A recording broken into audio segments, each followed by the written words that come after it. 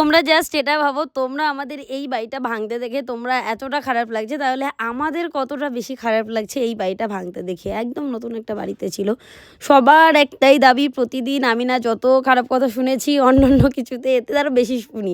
Actually social মিডিয়াতে যারা থাকে না তাদের চামড়াটা অনেকটা শক্ত থাকে, ঠিক আছে, ওই কাইন্ড অফ গন্ডারের মতন, তাই তাদের এইসবে কোনো ফারাক পড়ে না। বাট বেসিক্যালি ব্যাপারটা এই জায়গাটায় গিয়ে দাঁড়ায় যে আমার কাজটা আমাকেই করতে হবে, কেউ এসে করে দেবে না। তাই জন্য আমার ভিডিও করার কাজ আমাকে করতে হবে, তোমাদের কথা বলা কাজ আমাকে শুনতে হবে, আর এটাই আমি অভ্যস্ত। এবার ব্যাপারটা হচ্ছে এই বাড়িটা চোখের সামনে একটা সুন্দর বাড়ি ভাঙতে দেখলে সবার খারাপ লাগে।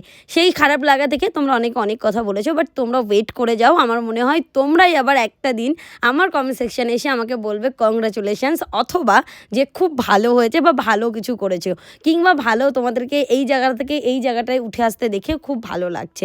আচ্ছা একটা কথা বলো তো, যারা আমাদের বছর 6 ধরে চেনো বা 7 বছর ধরে চেনো, তারা আমাদেরকে কোনো দিন একটা নেগেটিভ কাজ করতে দেখেছো বা বলতে শুনেছো?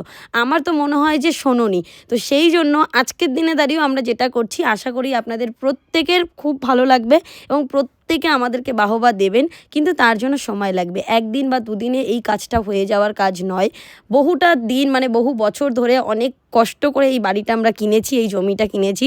এখন এই বাড়িটা ভাঙছি, এরপরও বহু বছর লাগবে, আরও কয়েক বছর লাগবে এখানে আরও একটা সুন্দর জিনিস তৈরি করতে। তো সেই জন্য আপনাদের প্রত্যেকের আশীর্বাদ আমাদের দরকার। তো সবাই খুব ভালো থাকবেন।